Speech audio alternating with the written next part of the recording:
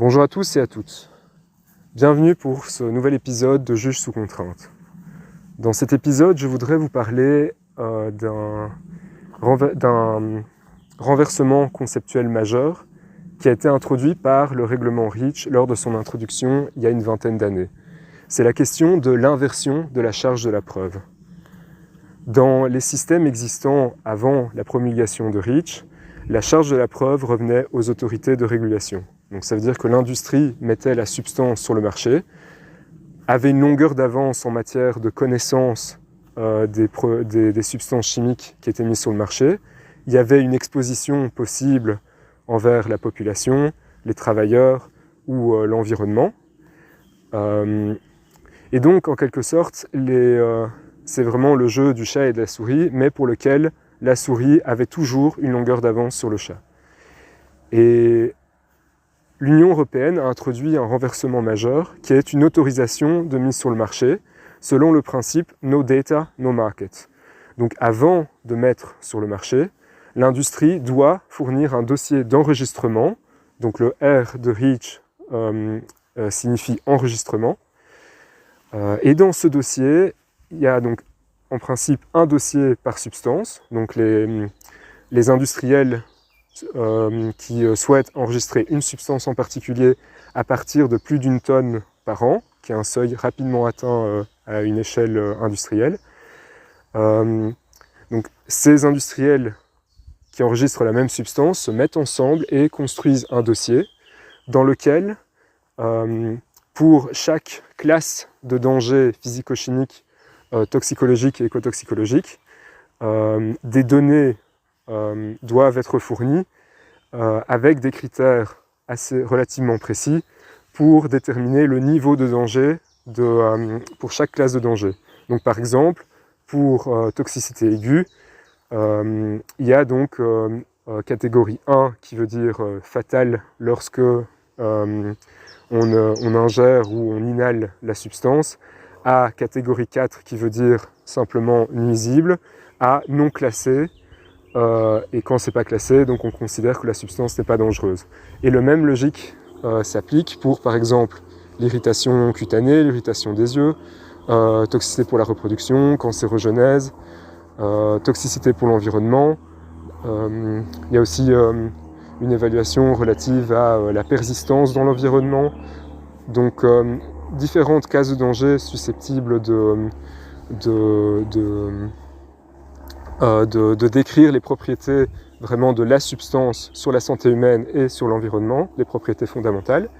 Et donc, les critères d'interprétation pour classer la substance sont fixés par le règlement CLP, Classification, Labeling and Packaging, classification, emballage et étiquetage, dont la face visible que vous connaissez sans doute, c'est les pictogrammes de danger que vous pouvez par exemple voir sur votre eau de javel désignant la corrosion. Mais cette même logique s'applique sur tous les produits chimiques mis sur le marché au niveau européen. Et ces critères sont harmonisés au niveau mondial par le biais des Nations Unies. Donc, si on revient à la question du no data, no market, ça veut dire que le rôle de l'industrie est de produire des données et d'initier l'autoclassification. Donc la latitude, elle est là, mais elle est quand même relative puisqu'elle est strictement encadrée par le niveau d'information minimal à fournir en fonction du tonnage et les critères pour interpréter ces données. Ces données proviennent soit de tests standardisés produits par l'industrie eux-mêmes, donc commandés à des laboratoires indépendants, ou via la littérature scientifique lorsqu'elle peut fournir des données équivalentes et qui éviteraient à ce moment-là de conduire ce test. Et donc la logique du système, c'est que les autorités peuvent prioriser les prises d'initiative à partir des données préalablement fournies par l'industrie et s'affranchissent à ce moment-là du problème de la connaissance initiale des substances lorsqu'elles sont produites et développées par les industriels. Et ça leur permet donc d'externaliser la production de données scientifiques et d'aboutir, en théorie, à plus d'efficacité pour prioriser les substances dont les niveaux de danger sont les plus dangereux, donc typiquement les substances cancérigènes, mutagènes, toxiques pour la reproduction, ou persistantes ou perturbateurs endocriniens, ou les usages de substances utilisées à large échelle, donc avec des usages très dispersifs, susceptibles de se trouver rapidement en grande quantité dans l'environnement.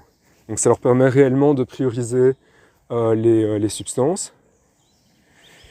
Et après cette phase d'enregistrement, donc qui peut durer plusieurs années, il y a un point de bascule. Lorsque on considère que le niveau de danger ou le seuil d'alerte est très important, les autorités passent à la phase d'évaluation réglementaire. Donc c'est le E de REACH. Et le problème, les autorités à ce moment-là se saisissent du problème.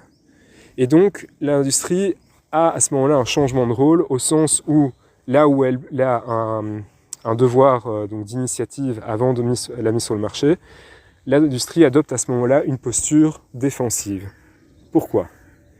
Parce que les autorités à ce moment-là ont un pouvoir, se saisissent du dossier, ont un pouvoir d'interprétation et d'application des critères indépendamment de l'évaluation faite par les industriels, et peuvent à ce moment-là aboutir à une conclusion qui peut être contraignante.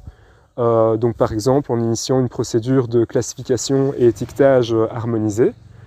Elles définissent la classification qui doit être appliquée dans toute l'Union européenne et toutes les conséquences réglementaires que cela peut avoir en termes d'évaluation des risques, en termes de protection des travailleurs et des consommateurs, et en termes de restriction éventuelle des usages. Une fois que cet avis, cette opinion officielle a été soumise, l'industrie a la possibilité de contester, justifier ou corriger, mais dans les faits, le coût pour inverser une interprétation défavorable est très élevé, au sens où cela nécessite vraiment de prouver une erreur manifeste dans l'interprétation qu'ont pu faire les autorités européennes.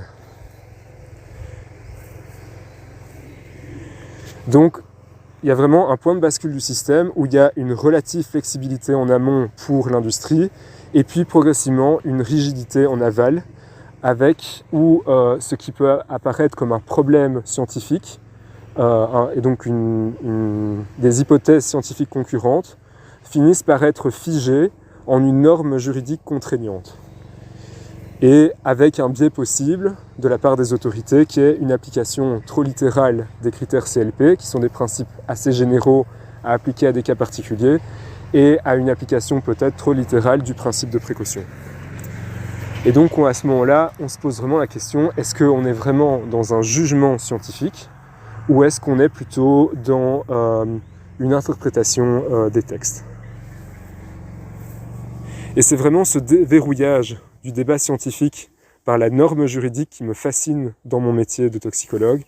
Et c'est vraiment là-dessus que je voudrais me concentrer dans les prochains épisodes en étudiant des cas réels. Donc je suis occupé à travailler dessus et j'ai vraiment hâte de vous partager cela dans les prochains épisodes. Je vous remercie pour votre attention, je vous souhaite une bonne journée et surtout prenez soin de vous.